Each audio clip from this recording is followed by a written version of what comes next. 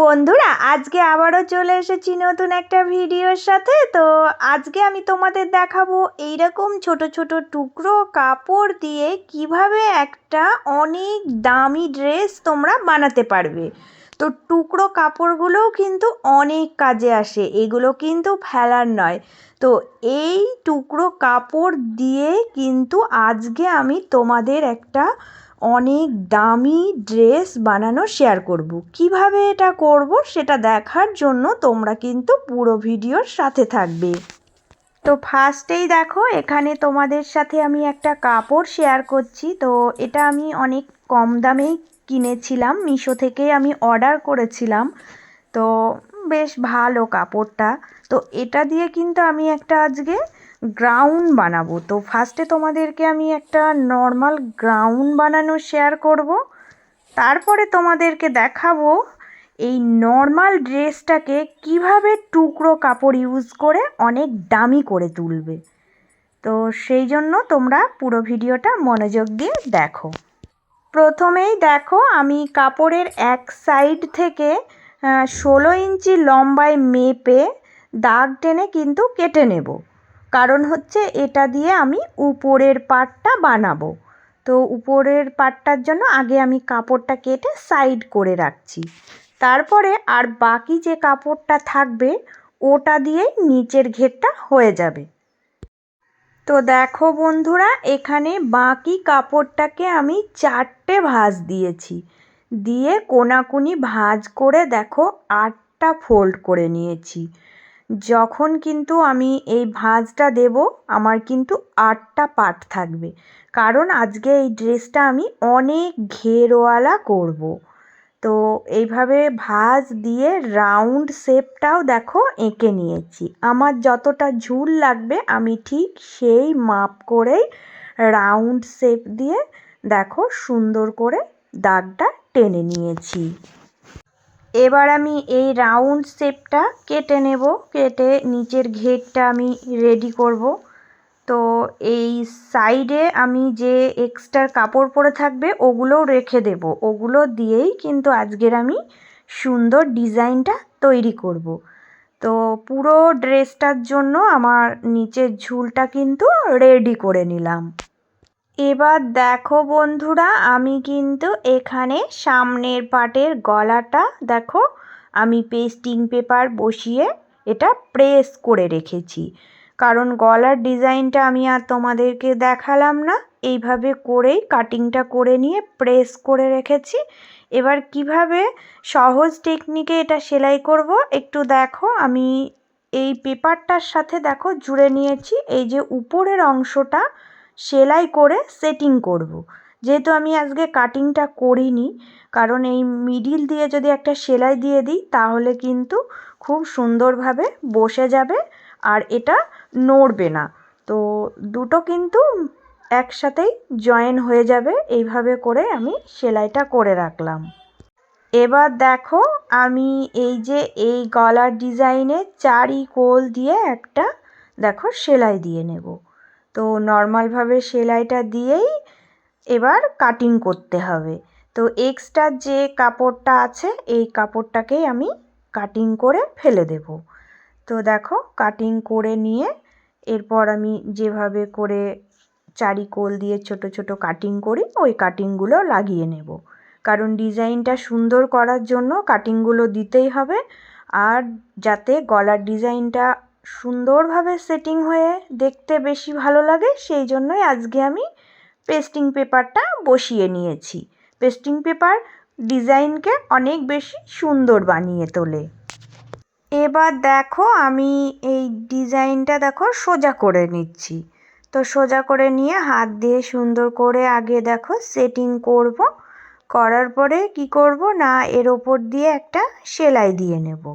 তো এর ওপর দিয়ে সেলাইটা দিয়ে নিলে কিন্তু সুন্দরভাবে সেট আপ হয়ে যাবে।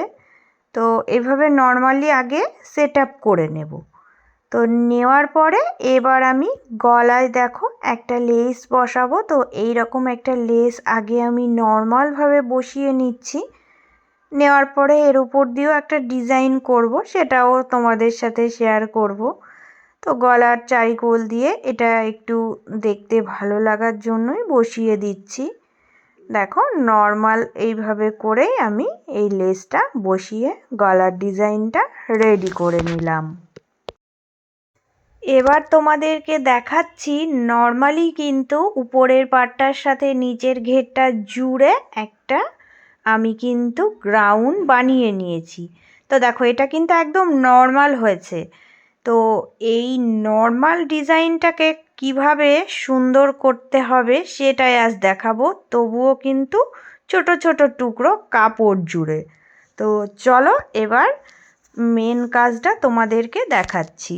এখানে দেখো পুরো ড্রেসটা কাটিং করার পর এই যে এই টুকরো কাপড়গুলো পড়েছিল, তো এই কাপড়ের টুকরোগুলোকেই কাজে লাগাবো। দেখো এটা কিন্তু তিরছাভাবে কাটতে হবে, সোজাসুজি করে কাটলে হবে না। তো নিচের রাউন্ড শেপ দিয়ে যে কাটিংটা পড়েছিল ওটাই আমি কাজে লাগাবো। তো দেখো মাপটা দেখিয়ে দিচ্ছি, 4 থেকে 4.5 ইঞ্চি এই যে এইভাবে করে ফিতেটা ধরবে, ধরে সুন্দর করে এইভাবে করে দেখো মেপে তোমরা দাগ দিতে দিতে চলে যাবে, কারণ এই রাউন্ডেই কাটতে হবে। একদম চারিকোল দিয়ে দেখো যে রাউন্ড শেপটা ছিল ওই রাউন্ড শেপ দিয়েই কিন্তু আমি কাপড়টা কেটে নেব। এইভাবে করে সুন্দর করে দেখো কেটে রেডি করে নেব। এবার দেখো ফেলে দেওয়া এই যে এই টুকরোগুলোর মধ্য থেকে আমি এই রকম করে দুটো কাপড় নিয়ে গোল শেপ দিয়ে কাটিং করে নেব, কারণ এই দুটো কাপড়ও আমার লাগবে। তো এইভাবে করে আমি দুটো কেটে রেডি করে নিচ্ছি। তো চলো এবার কিভাবে সেলাই করব সেগুলো দেখে নাও। এখানে দেখো আমি কিন্তু এই যে এই লম্বা কাপড়টা দেখো সমান করে রেখে দেখো এটা আমি 2 মুখ দেখো সেলাই দিচ্ছি। তো এটা উল্টিয়ে নিয়েছি, নিয়ে শুধুমাত্র একটা নর্মালভাবে সেলাই দিয়ে এটা জয়েন করে নিচ্ছি। এইভাবে করে জয়েন করে নিয়ে সুন্দর করে একটা দেখো আমি সেলাই দিয়ে রেডি করে নিলাম। এবার এই গোল কাপড়টাকে আমাকে কিন্তু সেলাই দিতে হবে। তো গোল কাপড়টা দেখো চারিকোল দিয়ে সুন্দর করে সেলাই দিয়ে নেব। নিয়ে কি করতে হবে দেখো একটুখানি খোলা মুখ রাখতে হবে, রেখে এই যে চারিকোল দিয়ে আমি কাটিং করব, ছোট ছোট করে কাটিং করে এই খোলা মুখটা দিয়েই কিন্তু সোজা করে নেব। সোজা করার পর এই খোলা মুখটা আবার সেলাই করে জুড়ে দিলেই হয়ে যাবে। তো এই রকম গোল কিন্তু আমাকে শেপ দিয়ে তৈরি করতে হবে, কারণ এগুলো আমার লাগবে। এবার এই গোল কাপড়টাকেই কিন্তু আমি দেখো মিডিল পয়েন্ট করব। তো এখানে মিডিল পয়েন্ট করে তার চারিকোল দিয়ে আবার আমি চক দিয়ে দেখো রাউন্ড শেপ আঁকবো। এইভাবে করে আমি দেখো অনেক কটা রাউন্ড শেপ পর পর 1/2 ইঞ্চি ছেড়ে ছেড়ে করে নিচ্ছি, কারণ এটা আমার সুবিধার জন্যই করে নিচ্ছি। তো এবার এই রাউন্ড শেপগুলো কিভাবে কি করব দেখো। দেখো এখানে এই যে এই লম্বা কাপড়টাকে এর ওপরে বসাবো। তো এই কাপড়টা দেখো এই যে এই পয়েন্টটা একদম মিডিল পয়েন্টে আমি এইভাবে মুড়ে সেটিং করব। তো এইভাবে সেলাই দেব। সেলাই দিতে দিতে দেখো আমি এই গোল কাপড়টাকে ঘোরাবো, আর এই যে লম্বা আমি কাপড় রেডি করেছিলাম এটা দেখো আমি এইভাবে দেখো সেটিং করতে করতে চলে যাব। হালকা কুচি দিতে দিতে চলে যেতে হবে, একদম হালকা কুচি দেব। যে রাউন্ডে আমি দাগগুলো দিয়েছিলাম প্রত্যেকটা দাগের উপরে ঘোরাতে ঘোরাতে দেখো সেটিং করতে করতে চলে যাব। এটা দেখতে দেখো কত সুন্দর একটা বড় গোলাপ ফুলের মতো তৈরি হয়ে যাবে। তো এভাবে করেই সেলাই করে এই গোলাপ ফুলগুলো বানিয়ে নিতে হবে। দেখো কত সহজে কিন্তু এগুলো হয়ে গেল। তো আমি কিন্তু এখানে 4টে এইরকম বড় বড় গোলাপ ফুল রেডি করে নেব। যত টুকরো কাপড় আমার বেঁচে ছিল সবগুলো কাজে লাগিয়ে আমি কিন্তু এই রকম বড় বড় গোলাপগুলোকে রেডি করে নিয়েছি। এবার দেখো আমি কিন্তু এই গোলাপগুলোর ভিতরে 3টে করে মতি গেঁথে দেব। মতিটা গেঁথে দিলে ভিতরটা দেখতে ভালো লাগবে, আরও একটু সুন্দর লাগবে। তো এইভাবে করেই কিন্তু আমি গোলাপগুলো কমপ্লিট করলাম। তো এই নর্মাল ড্রেসটাতে যদি এই গোলাপগুলো আমি দিয়ে দিই না, এটা কত সুন্দর একটা দামি ডিজাইনের ড্রেস হয়ে যাবে, তোমরা বুঝতেই পারবে না। মানে কত টাকা দাম হতে পারে এটা তোমরা আইডিয়া করে বলতে পারবে যে এই ড্রেসগুলো কত দাম দিয়ে দোকান থেকে কিনতে হয়, সেটা তুমি নিজেই বানাতে পারছো। এবার আরও একটু ডিজাইনটা সুন্দর করার জন্য এই যে সামনের গলা দিয়ে আমি দেখো লেসটা বসিয়েছিলাম, ওই লেসের উপরেই দেখো সাদা আমি মতি বসিয়ে দিচ্ছি, কারণ ডিজাইনটা আরও একটু বেশি ভালো লাগবে আর অনেকটা দামি কিন্তু হয়ে যাবে।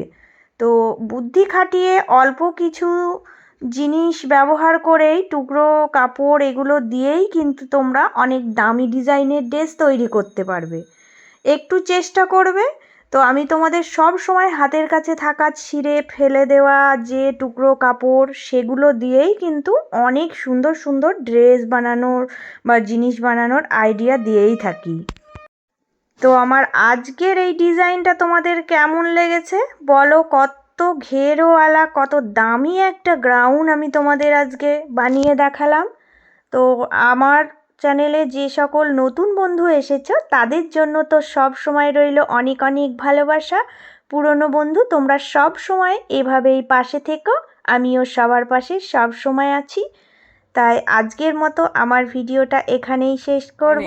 তোমরা বলবে যে এই ড্রেসটা তোমাদের কেমন লেগেছে।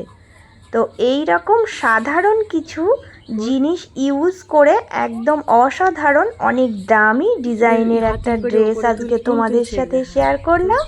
সবাই ভালো থেকো, সুস্থ থেকো। চলে আসবো আবারও একটা নতুন অন্য কোনো ভিডিওর সাথে।